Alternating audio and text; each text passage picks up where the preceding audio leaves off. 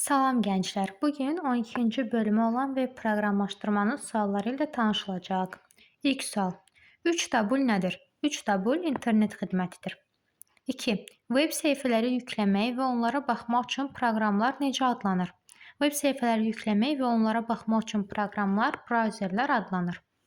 Web səhifənin adını brauzerin başlıq zolağında əks etdirmək üçün hansı tagdən istifadə olunur? Burada doğru cavabımız title'dır. Hansı kod fraqmentində yanlışlıq yoxdur? Variantlara ilk növbədə nəzər salmalıyıq. Burada A variantında yanlışlıq var. Çünki title burada açılıbsa, elə burada da bağlanmalı idi.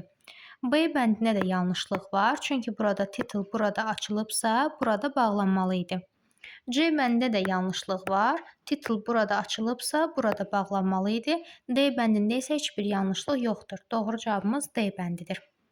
Qapadan tag hansı simvolla seçdirilir? Qapadan tag C bəndində qeyd olunub. Nömrəli siyahı yaratmaq üçün hansı tagdən istifadə olunur? Nömrəli sözünü all formasında yadınızda saxlaya bilərsiniz. Doğru cavabımız B idi. Nişanlı siyahı hansı tag vasitəsilə yaradılır? Bu all tagidir.